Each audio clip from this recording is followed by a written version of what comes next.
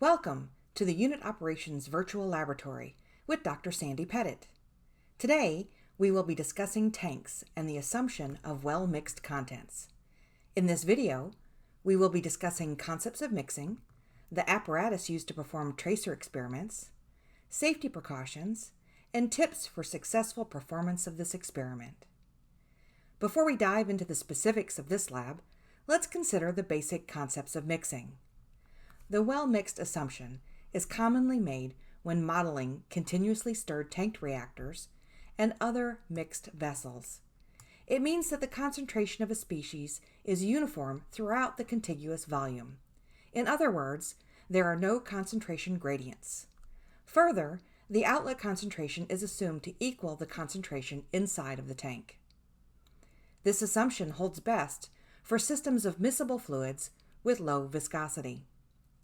A mathematical model of the tracer response can be developed from a component mass balance.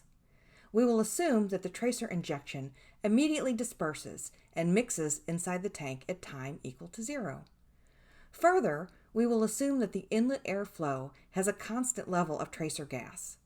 If the constant level of tracer gas is removed from all measurements, in other words, the baseline is subtracted, the inlet concentration becomes 0 and the mass balance simplifies to the output being equal to the dissipation in the tank.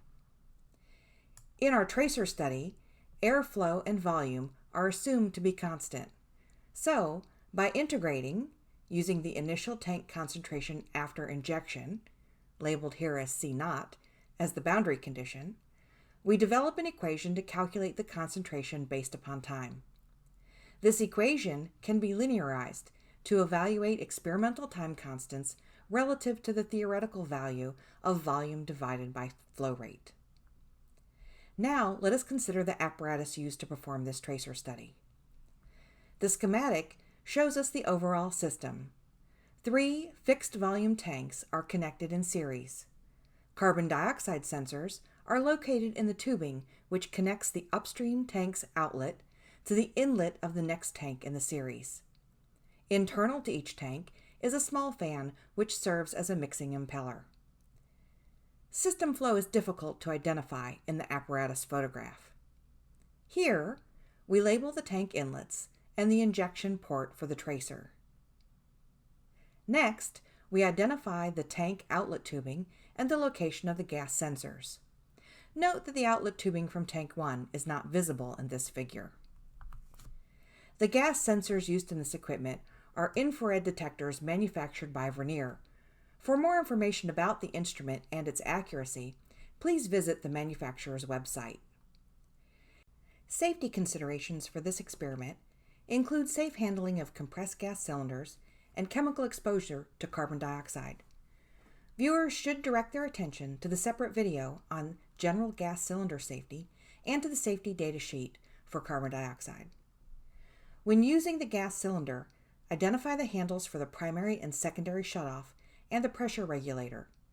Shutoff valves should only be used to open and close the gas source, not to regulate pressure or flow.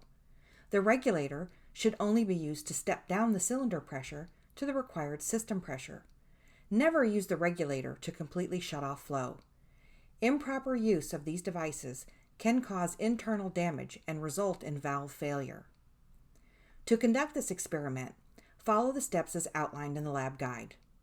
First, set the airflow by adjusting the valve at the bottom of the rotometer until you achieve the desired flow rate. Rotometers use a float in the fluid path. As flow rate increases, the float rises. Floats can come in all shapes and sizes. Check the rotometer for a diagram or text to indicate where to read the float. For an unlabeled meter with a round float, read the gauge at the center line. Stirring is initiated by activating the internal fans using the 12-volt external power supply. Set up the data acquisition software for your 50-minute trial. CO2 sensors are activated when the software is opened. Be sure to allow 3 to 5 minutes for the sensors to reach their operating temperature. Start collecting data to form a baseline before the injection of CO2. When preparing for the injection of tracer gas, note that the connection to the tank is not rigid. It consists of a lure lock valve connected to a long needle, which runs through a rubber septum before entering the tank. A syringe is filled with CO2 from the gas cylinder.